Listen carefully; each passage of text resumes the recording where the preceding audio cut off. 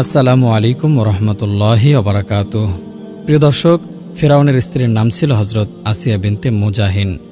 তিনি কোনো নবী বা রাসূলের স্ত্রী ছিলেন না, যেমনটি ছিলেন মা খাদিজা রাদিয়াল্লাহু তাআলা আনহা। তিনি কোনো নবী বা রাসূলের কন্যাও ছিলেন না, যেমন ছিলেন ফাতেমা রাদিয়াল্লাহু তাআলা আনহা। এমনকি তিনি কোনো নবী বা রাসূলের গর্ভধারণী মাও ছিলেন না, যেমনটি ছিলেন হজরত ঈসা আলাইহিস সালামের জননী মরিয়ম আলাইহিস সালাম। বরং আসিয়া ছিলেন এই পৃথিবীর সবচেয়ে দুরাচারী ক্ষুধাদ্রোহী ফেরাউনের স্ত্রী। কিন্তু এই আসিয়া সম্পর্কে বলতে গিয়েই মহানবী মুহাম্মদ সাল্লাল্লাহু আলাইহি সাল্লাম বলেছেন, জান্নাতের সবচেয়ে সম্মানিত নারীদের মধ্যে তিনি হবেন একজন। আর তাকে তুলনা করেছেন মা খাদিজা, ফাতেমা রাদিয়াল্লাহু তাআলা আনহা ও মরিয়ম আলাইহিস সালামের সাথে। শুধু তাই নয়, হজরত আসিয়া এমন একজন নারী যাকে সর্বশেষ আসমানি কিতাব পবিত্র কোরআনে সরাসরি জান্নাতি হিসেবে উল্লেখ করা হয়েছে। কিন্তু ফেরাউনের স্ত্রী হওয়া সত্ত্বেও হজরত আসিয়ার এত সম্মানের অধিকারী হয়ে ওঠার পেছনে গল্পটি বড়ই হৃদয় বিদারক। আল্লাহ তার নবী হজরত মুসা আলাইহিস সালামের ওপর ঈমান আনার কারণে তাকে দিতে হয়েছিল জীবনের চরম মূল্য। আসিয়া বিনতে মুজাহিন সে হৃদয় বিদারক গল্পটি আজ আপনাদের সামনে তুলে ধরার চেষ্টা করছি। শেষ পর্যন্ত থাকুন আমাদের সাথে। এদিকে আসিয়া ছিলেন জন্মগতভাবেই মিশরের এক ধনাঢ্য পরিবারের মেয়ে। তার বৈশিষ্ট্য ছিল ফেরাউনের ঠিক বিপরীত। তিনি ছিলেন দয়ালু ও কোমল হৃদয়ের অধিকারিণী, রূপে ও গুণে অতুলনীয় এক নারী। কিন্তু তার এই রূপ সৌন্দর্য তার জন্য কাল হয়ে দাঁড়ায়। ফেরাউন দ্বিতীয় রামেসিস এক প্রকার জোর করেই তাকে বিয়ে করে। ফেরাউন ও আসিয়ার পারিবারিক জীবনে বহু ধরনের মৃদু প্রচলিত আছে। কেউ কেউ দাবি করেন ফেরাউন ছিল অকর্মক, কেউ আবার বলেন তার এমন কোনো রোগ হয়েছিল যার কারণে স্ত্রীর সাথে মিলিত হওয়ার ব্যাপারে চিকিৎসক তাকে নিষেধ করে দেয়। তবে কারণ যাই হোক না কেন, এটা ঐতিহাসিকভাবে সত্য যে ফেরাউন ও আসিয়া ছিলেন নিঃসন্তান। আসিয়ার এই সন্তানের অভাব পূরণ করেছিল নীলনদে ভেসে আসা এক শিশু। একদিন রাজপ্রাসাদের ঘাটে গোসল করার সময় প্রাসাদের নারীরা ঝুড়িতে করে এই শিশুকে ভেসে আসতে দেখে। তারা যখন ফেরাউন ও আসিয়ার কাছে তাকে সোপর্দ করে, তখন ফেরাউন তাকে হত্যা করতে চেয়েছিল।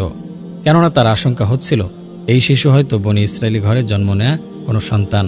আর ফেরাউন জানত বনি ইসরায়েলের ঘরে জন্ম নেয়া এক শিশুই তার ধ্বংসের কারণ হবে।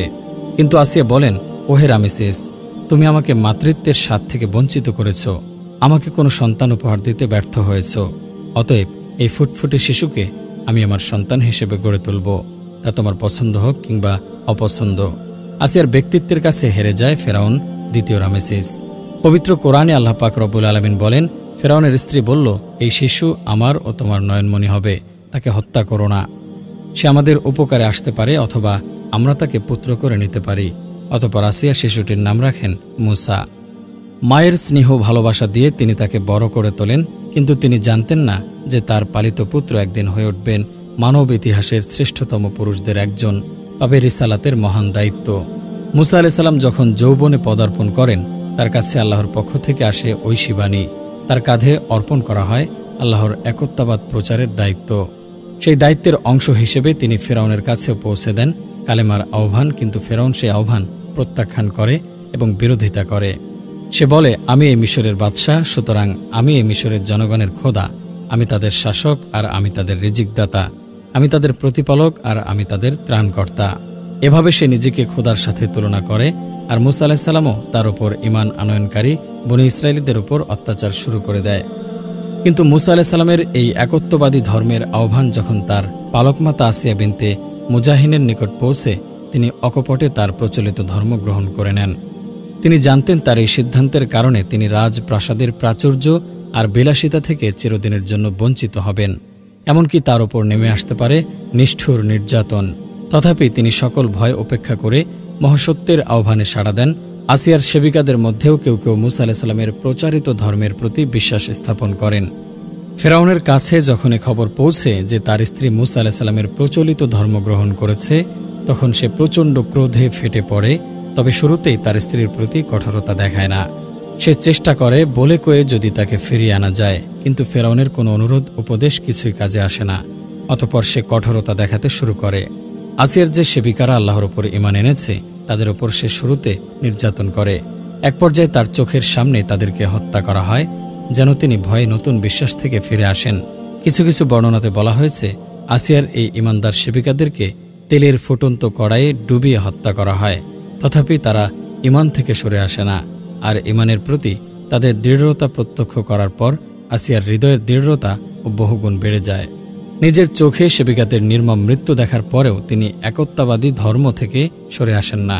স্ত্রীর এই অনমনীয়তা দেখার পর ফেরাউন এবার সরাসরি তার উপর চড়াও হয়। সে সৈন্যদেরকে বলে দেয়, এই নারীকে সেই পর্যন্ত প্রহার করতে থাকো যতক্ষণ না সে মুসার ধর্ম থেকে ফিরে আসে, হোক সে আমার স্ত্রী কিংবা মিশরের সাম্রাজ্ঞী। আসিয়ার উপর নির্যাতনের পন্থা বদলে দেয় ফেরাউন। তার নির্দেশে আসিয়ার হাতে ও পায়ে লোহার পেরেক লাগিয়ে তাকে ক্রুশে ঝুলিয়ে দেয়া হয়। কেউ কেউ মনে করেন মানব ইতিহাসে আসিয়াকে সর্বপ্রথম ক্রুশবিদ্ধ করা হয় এবং ফেরাউনই এই নির্মম নির্যাতনের প্রবর্তনকারী। অতঃপর আসিয়াকে একের পর এক চাবুক দিয়ে প্রহার করা হয়। তবে আমাদের মনে রাখা উচিত, আসিয়া আলাইহিসসালাম ছিলেন ধনী পরিবারের মেয়ে। পরবর্তীতে ফেরাউন দ্বিতীয় রামেসিসের সাথে বিয়ে হলে তিনি হয়ে ওঠেন মিশরের সাম্রাজ্ঞী। জীবনে কোনোদিন ব্যথা যন্ত্রণা তাকে স্পর্শ করতে পারেনি। সেই আসিয়ার হাতে পায়ে যখন পেরেক বিদ্ধ করা হয়, তার উপর যখন সর্বোপরি চাবুকের আঘাত পড়তে লাগে, তিনি যন্ত্রণায় কাতরাতে শুরু করেন। কিন্তু এই যন্ত্রণা তাকে তার নতুন বিশ্বাস থেকে এতটুকু টলাতে পারেনি। আসিয়ার দৃঢ়তা যতই বাড়তে থাকে, ফেরাউনের নির্যাতনের মাত্রাও ততটাই বাড়তে থাকে। আর ফেরাউনের নির্যাতনের মাত্রা যত বাড়তে থাকে, আসিয়ার দৃঢ়তাও তত বাড়তে থাকে। এভাবে নির্যাতনের মাত্রা এক পর্যায়ে চূড়ান্ত রূপ লাভ করে আর তার সহ্য সীমা ছাড়িয়ে যায়। এক পর্যায়ে এই যন্ত্রণার অবসান চেয়ে আল্লাহ পাকের কাছে ফরিয়াদ করেন আসিয়া। এ ব্যাপারে পবিত্র কোরআনে বিবৃত হয়েছে, সে প্রার্থনা করেছিল, হে আমার প্রতিপালক, জান্নাতে তোমার সান্নিধ্যে আমার জন্য একটি ঘর নির্মাণ করে দাও, আর আমাকে মুক্তি দাও ফেরাউন ও তার দুষ্কর্ম থেকে, সেই সাথে নিষ্কৃতি দাও এই জালিম সম্প্রদায় থেকে। ইবনে কাসির হতে বর্ণিত হয়েছে, এই দোয়ার সাথে সাথে আল্লাহর নির্দেশে আসিয়ার চোখের পর্দা সরিয়ে দেওয়া হয়। তিনি দেখতে পান জান্নাতে তাহার জন্য নির্মিত এক জৌলুসময় প্রাসাদ, আর এই দৃশ্য অবলোকন করার পর তার মুখে ফুটে ওঠে হাসির রেখা। এদিকে চরম নির্যাতনের মাঝেও আসিয়ার মুখে হাসি দেখে ফেরাউনের ক্রোধ আরও বেড়ে যায়। সে বলে ওঠে, এই নারী পাগল হয়ে গিয়েছে, আমরা তাকে এত কষ্ট দিচ্ছি আর সে কিনা এখনো হাসছে। ক্রোধে উন্মাদ হয়ে ফেরাউন তার হাতে একটি প্রকাণ্ড পাথর তুলে নেয় আর সেটা দিয়ে আসিয়াকে নির্মমভাবে আঘাত করে। এর পরপরই শাহাদাতের কোলে ঢলে পড়েন মিশরের সম্রাজ্ঞী হজরত মুসা আলাইহিস সালামের পালক মাতা আসিয়া বিনতে মুজাহিন। জীবনের সকল বিলাসিতা ত্যাগ করে তিনি পাড়ি জমান অনন্তের পথে, আর অবিশ্বাসী মহলের একজন সম্রাজ্ঞী হয়েও পৃথিবীবাসীর জন্য রেখে যান ইমানের দৃষ্টান্ত। আল্লাহ পাক বলেন, মুমিনদের জন্য আল্লাহ তাআলা ফেরাউনের স্ত্রীকে পেশ করেছেন দৃষ্টান্ত হিসেবে। ইমানি পরীক্ষায় উত্তীর্ণ পৃথিবীর শ্রেষ্ঠ নারীদের একজন আসিয়া বিনতে মুজাহিন। আব্দুল্লাহ ইবনে আব্বাস রাদিয়াল্লাহু তাআলা আনহু হতে বর্ণিত, রাসূল সাল্লাল্লাহু আলাইহি ওয়াসাল্লাম জমিনে 4টি রেখা টেনে বলেন, তোমরা কি জানো এটা কি? তার সঙ্গীরা বললেন, আল্লাহ ও তার রাসূলই ভালো জানেন। রাসূল সাল্লাল্লাহু আলাইহি সাল্লাম বলেন, জান্নাতবাসী নারীদের মধ্যে সর্বশ্রেষ্ঠ হলেন খাদিজা বিনতে খুয়াইলিদ, ফাতেমা বিনতে মুহাম্মদ, মরিয়ম বিনতে ইমরান ও ফেরাউনের স্ত্রী আসিয়া। অন্য হাদিসে আনাস ইবনে মালিক রাদিয়াল্লাহু তাআলা আনহু থেকে বর্ণিত, রাসূল সাল্লাল্লাহু আলাইহি সাল্লাম বলেছেন, সৃষ্টি জগতের মাঝে 4 জন নারী সর্বশ্রেষ্ঠ। তারা হলেন মরিয়ম বিনতে ইমরান, ফেরাউনের স্ত্রী আসিয়া বিনতে মুজাহিদ, খাদিজা বিনতে খুয়াইলিদ ও ফাতিমা বিনতে মুহাম্মদ। ফেরাউনের স্ত্রী হয়েও পৃথিবীর ইতিহাসে অবিচলতার অনন্য দৃষ্টান্ত স্থাপন করেছেন আসিয়া বিনতে মুজাহিন। আল্লাহ পাক আমাদেরকেও আসিয়া বিনতে মুজাহিনের মতো আল্লাহর পথে অবিচল থাকার তৌফিক দান করুন, আমিন।